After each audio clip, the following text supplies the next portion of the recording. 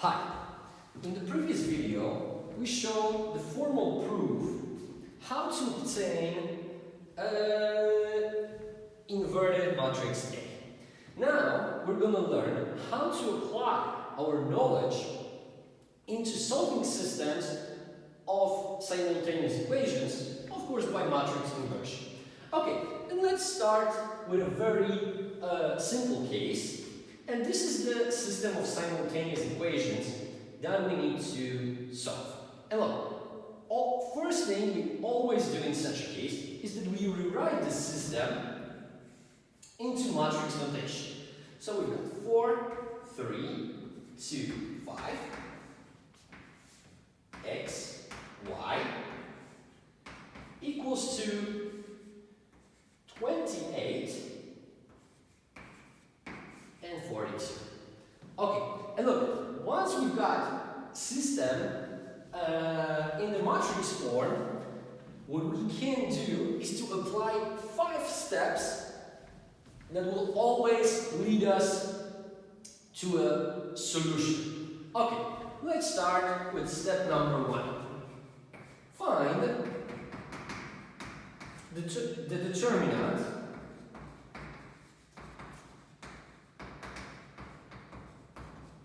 of A. Okay, so first thing we do is we simply calculate the determinant of the matrix of coefficients, so our A. Okay, so in this case, the determinant can be calculated quite easily as here we have 4, 2, 3, 5, and we've got that this is 20, right? Minus 6, which is 14. Now, because this determinant is different than 0, we can be sure that we will have one unique solution. Okay, then we need to go to step number 2. Find the matrix of cofactors.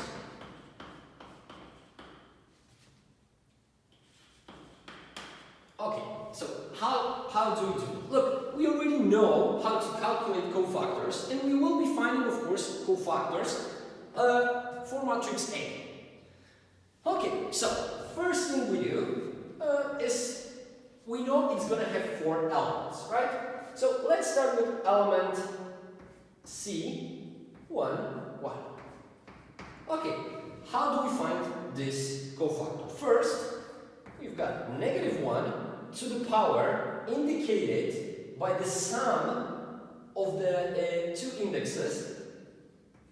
So to the power 1 plus 1 times whatever is left if we delete first row and first column. In our case, this is going to be 5. Okay, we see that this is -1 to the power of 2, which is 1, so we get just 5. Okay, then we look for cofactor 1, 2. And look, the order in which I'm doing them is also not coincidental. I put them in exactly the same order as they should be placed in the matrix of cofactors. Okay, so here we will have -1 to the power 1 over 2, 1 plus 2. And now, if I delete first row, second column, what I've got left is 2. So we've got, this is -2. Okay, then we look for cofactor 2, 1. So we've got -1 to the power 2 plus 1 times, if I delete second row, first column, all I've got left is 3. So what I'm obtaining is -3. Then, finally, we look for cofactor 2, 2. And so we've got -1 to the power 2 plus 2 times. If I delete second column, I'm left with 4. And of course, -1 to the power of 4 is 1. So I've got 4. Now, I'm ready to write down matrix of cofactors. 5, -3, -2, 4. Okay, at this moment, we are ready for step number 3, which is transpose matrix of cofactors. Okay, so look, all we need to do now is to take this matrix and interchange rows and columns. So we change rows into columns or columns into rows, whatever is more pleasant to you. And remember, we will obtain C prime, and this C prime we call adjoint A. Okay, and this is going to be 5, -2, -3, 4. Okay, so I think at this moment we are ready to actually obtain inverted matrix A. So find inverted matrix A. Okay, and look, inverted matrix A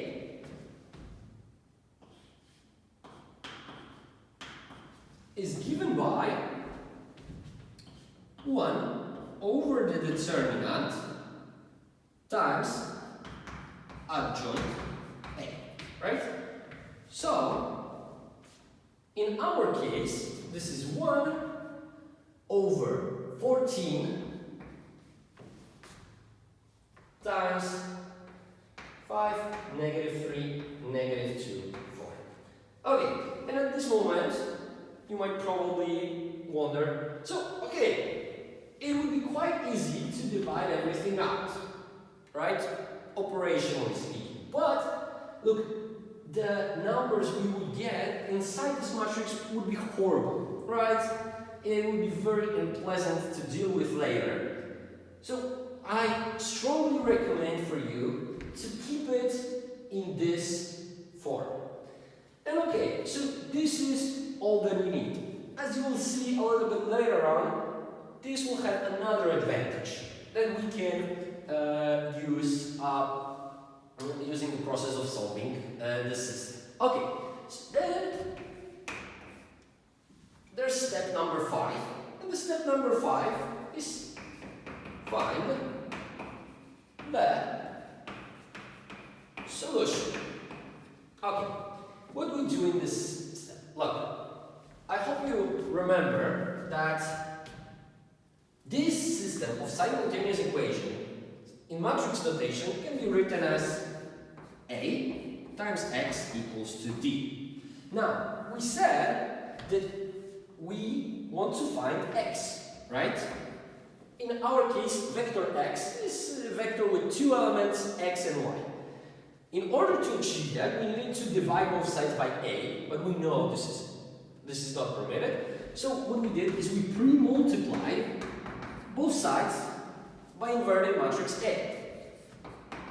So we got Ix equals to inverted matrix A times D, which is simply equal to X, because any matrix, any vector multiplied by identity matrix gives us the same matrix or vector, right? So this is the solution that we are looking for. Okay, and now I'm going to introduce to you something that is not strictly mathematical, but this is something we prefer to do in economics. Every time when we look for vector of solutions, so we want a specific values inside vector X we will be adding asterisk. And using this formula, we can always find the solution, well, as long as we have inverted matrix A, right? Okay, so let's do it in our example. Okay, so first, so we've got that vector x, the one that we are looking for. So this will be the vector when we will have some specific value of x and y from our example is given by inverted matrix A times vector D. So vector of exogenous terms or vector of constants, right? So now we just need to substitute all the numbers. And we've got that this is 1 over 14. 5 times negative 3. 5, negative 3, negative 2, 4. And then we've got vector of constant terms, 28, 42. And look, maybe your first intuition would be to either multiply this by this, and then what we've got here by this, or multiply this matrix by this vector, and then by a scalar. But actually, look, as we said, even in the previous video, it really doesn't matter in which order we multiply matrices by a scalar. It does not change the effect.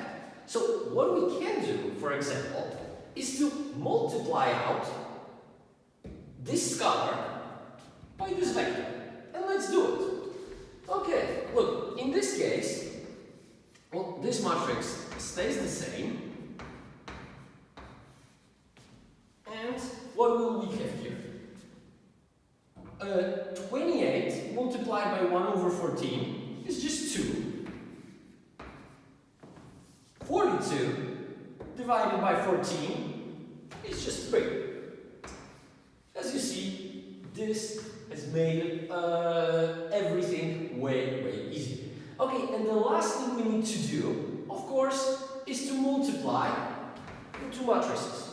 Of course, we know we can multiply them, and we will get, because this one is 2 by 2, this one is 2 by 1, the outcome will be 2 by 1, and this is what we expect, because we wanted to find this vector with just 2 elements. Okay, so we've got that this is 5 times 2. Okay, let's do it slowly, which is 10 plus negative 3 times 3, so minus 9.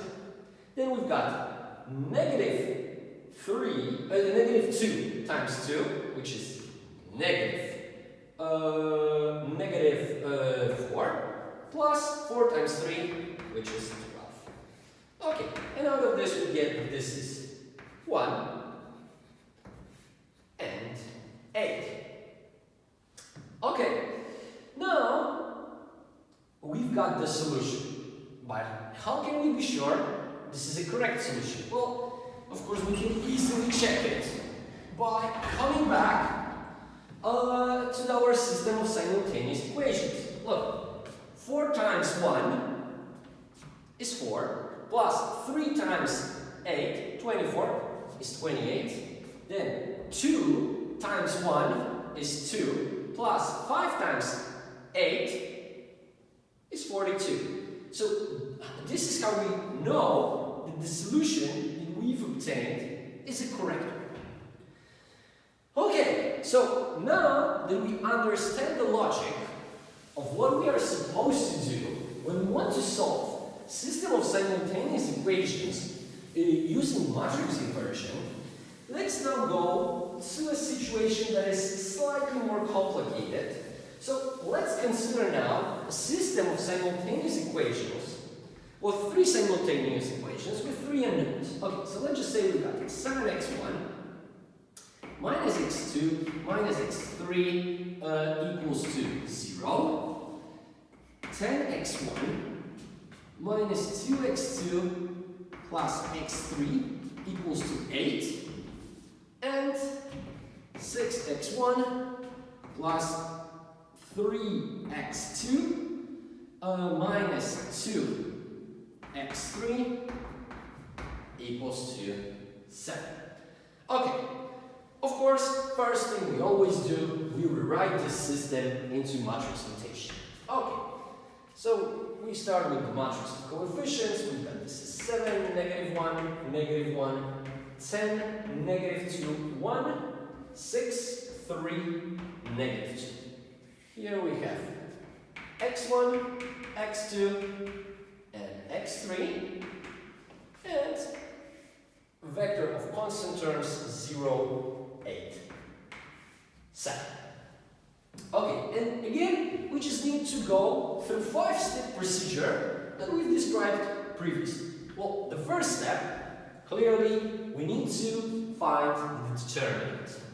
Okay, so determinant here is going to be, okay, maybe, I'm not going to be rewriting, I'm just going to calculate it right away. So we've got 7 times -2 times -2.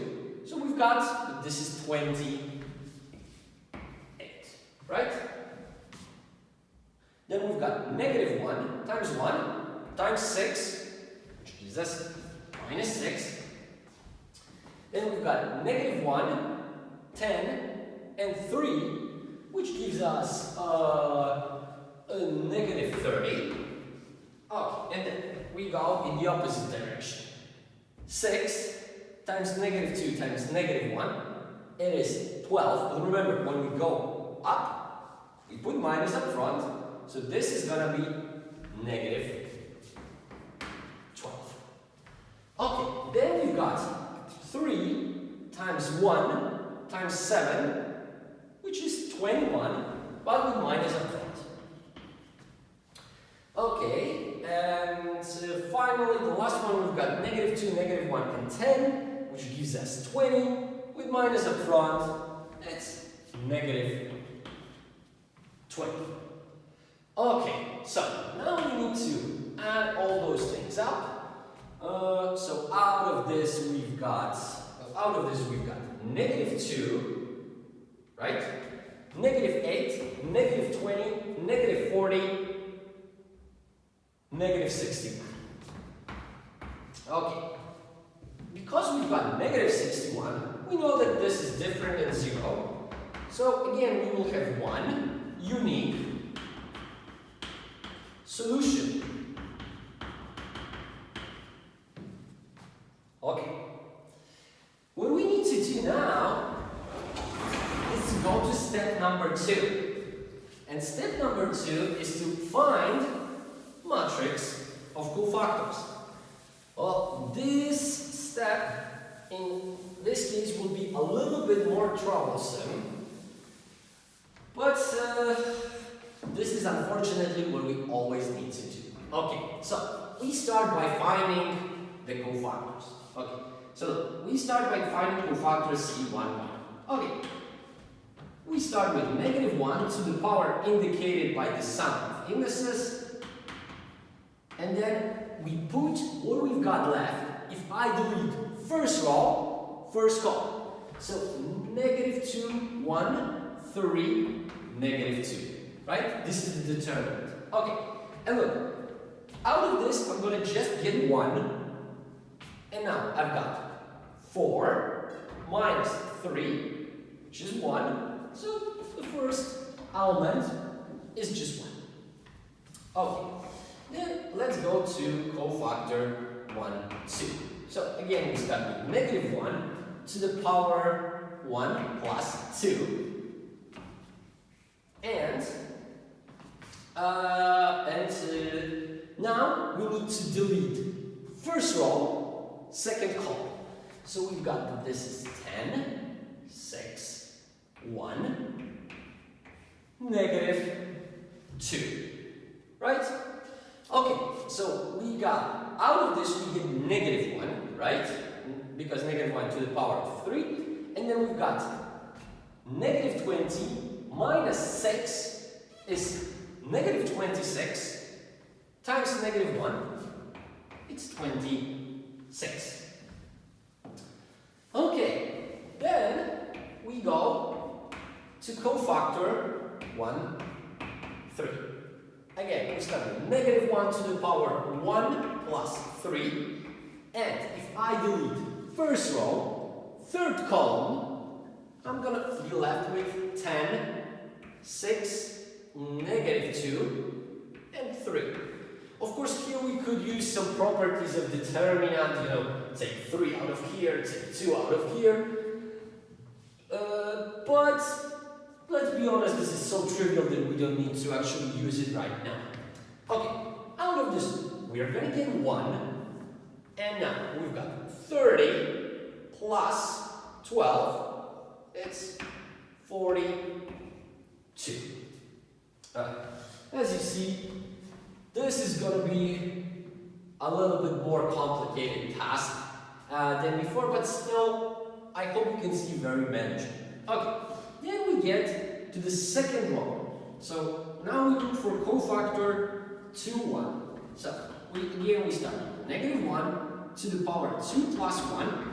And now, if I'm going to delete second row, first column, what I got is negative 1, 3, negative 2. Okay, here, again, I have 3, negative 1 to the power 3. It's going to be negative 1. And here I have 2 plus 3, right? Because there's minus in front. So we got 2 plus 3. This is 5. So again, this is negative 5. Okay, then we look for cofactor 2, 2. Negative, we get that this is negative 1 to the power 2 plus 2. And now, if I'm going to delete second row and second column, I'm left with 7, 6, negative 1, negative 2. Okay, and look, now this is negative 14 plus 6, which is negative 8. And of course, because we have 1 in front, this is negative 8. Okay, now we look for cofactor 2, 3. And this gives us, so here we've got negative 1 to the power 2 plus 3. And then,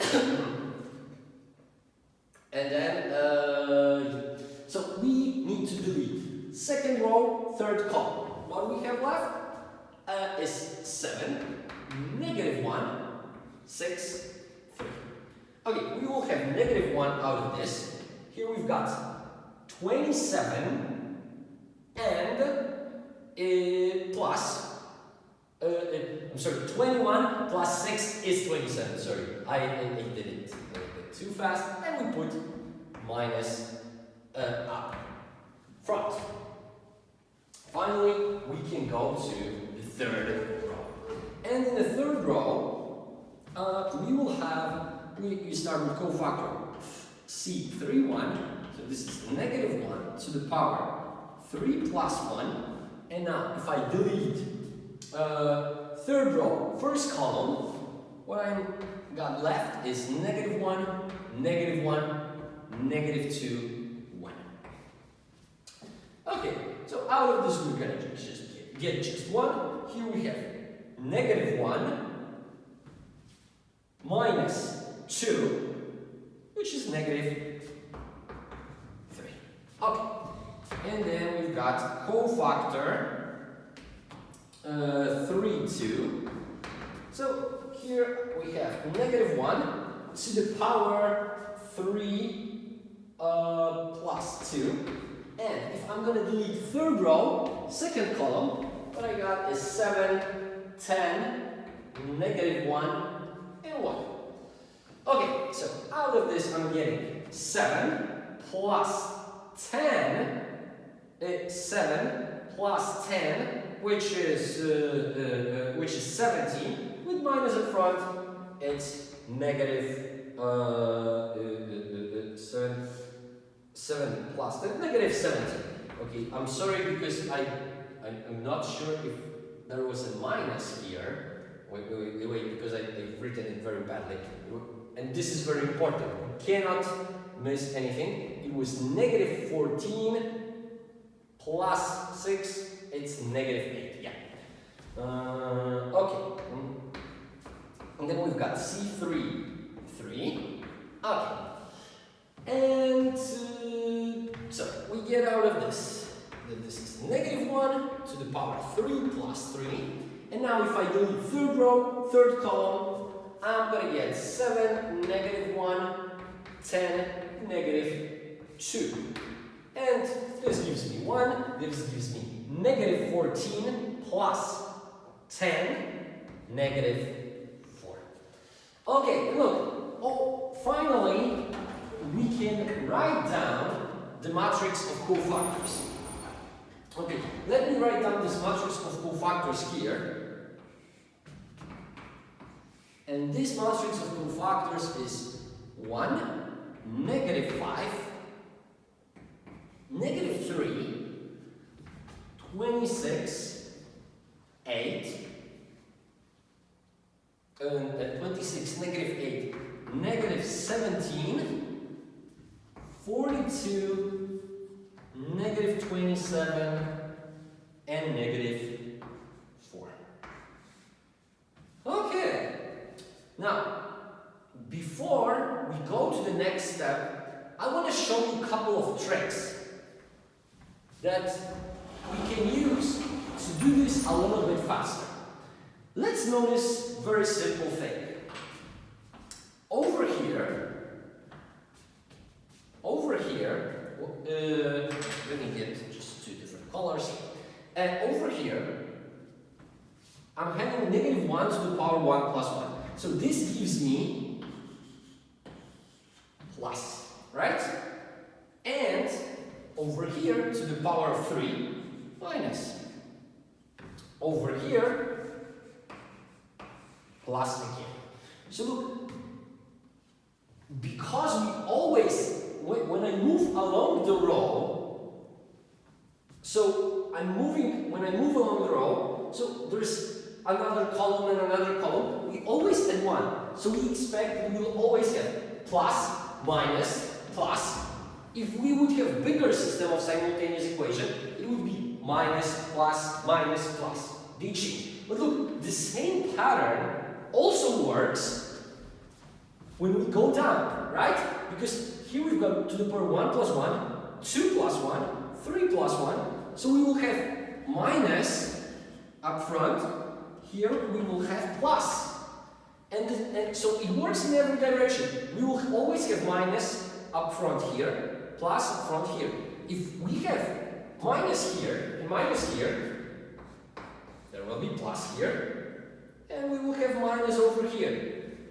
Then over here must be plus, and over here minus. So look, the sign, algebraic sign ascribed to the minor within the cofactor in 2 adjacent cofactors is always opposite. It will always be plus, minus, plus. Plus, minus, plus, minus, plus, minus, plus. And the same here. It doesn't matter in which direction. Okay, and look, this actually should help you a lot, because instead of writing this all the time, you can just write plus, minus, plus. Then minus, plus, minus, plus, minus, plus. It will work all the time. Doesn't matter how big is the system of simultaneous equations, because the logic behind this is exactly the same. Okay, so let's go back to our system of simultaneous equations. What do we need to do now? Well, now what we need to do is to find adjoint A. And adjoint A is simply transposed matrix C. So I am transposing this matrix, and I'm getting that this is 1, 26, 42, negative 5, negative 8, oops, negative 8, negative 27, negative 3, negative 17, negative 4. Okay, and now we are very close to solution, because we can right away write the matrix A inverted matrix A, which is equal to 1 over the determinant times adjoint A is equal to 1 over is equal to 1 over negative 61 times 1, 26, 42, negative 5, negative 8, negative 27, negative 3, negative 17, negative 4. Okay. And we are almost done. The last thing we need to do over here is to simply find the solution, right? Okay, let me just try to find it over here. Okay, so because I don't want to erase that at this moment, because if I make even a tiny mistake here, I will not get the correct solutions, right? So better to keep it for a while, because if we will get a wrong solution, it will be very, very easy to find. Okay, so what do we do next? Okay, so we are finding the solution. So vectors of solutions is given by 1 over the determinant, so negative 61 times 1, 26, 42, negative 5, negative 8, negative 27, negative 3, negative 17, negative 4. Okay, this time times vector D, 0, 8, 7.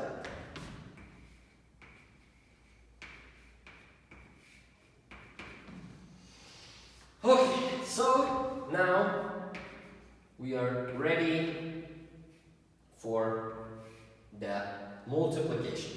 This time we're going to start more traditional. We're going to start traditionally by multiplying matrix by vector. Okay, so 1 times 0 is 0. Negative 5 times 8 is negative 40. Negative 5 times 8 is negative 40. Negative 3 times 7 is negative 21. Okay, then we've got 26 times 0, negative 8 times 8, which is negative 64, and then we've got negative 17 times 7, which is negative 70 plus 49, negative 119. Give me, I'm sorry, 17 plus, yeah, everything checks out. Okay, then we've got 42 times 0. Oh, then we've got 27, negative 27 times 8, negative 20 is 100, okay, negative 160, minus 7 times 8, negative 56, and then we've got negative 4 times 7, which is negative 28. Okay, then we've got this is 1 over negative 61 times. Out of this we get negative 61, which should tell us quite a lot even at this moment, because we will get just 1 over here. So at least in this row, no mistakes. Okay, then I've got negative 183, which again points me to the conclusion that we are moving in the right direction. Okay, and now this is 100, this is negative 216, minus 28 it's 244. Negative 244. Okay, and now look, if I divide everything, each element by negative 61, I'm getting that this is 1, 3, and 5. Okay, but again, better be safe. Let's just check if the solution actually works. Negative 7 times 1 is 7. 7 minus 7 minus 7 minus 3 7 minus 3 is 7 7 minus 3 oh my god, I'm sorry. 7 minus 3 is 1. Okay, now I think we might have a mistake somewhere, because it's 135 and it probably should be 1, 2, 1, 3. Oh my god, of course. And this is not 5, this is 4. My bad, I'm sorry. I'm sorry, of course, I'm sorry for the stupid mistake over here. Okay, yeah, obviously, this is 4, not 5. I don't know how did I came up with this. Okay, now it makes perfect sense. We've got 7 minus 3 minus 4, 0. Then we've got 10 minus 6 minus 10 minus 6 plus 4, 8, and then we've got 6 plus 9 minus 4, 7. Okay, this is how we solve systems of simultaneous equations by matrix inversion. Of course, I know that it might seem very complicated the first time you do it. Well, definitely, there is a lot of place to make a stupid mistake. Well, like the one I did over here. Well, because this number clearly divides into 5 not into 4. But look, if you make on the exam, if you make a tiny stupid mistake like that, maybe I'm gonna take away some of your points, but I'm not gonna take away too much. But remember, this is something you will not learn, just by listening to me. I could show you how the procedure works at every step, but you need to practice it. Once you've solved 20 systems of simultaneous equations by matrix inversion, you will know how to do it for the rest of your life.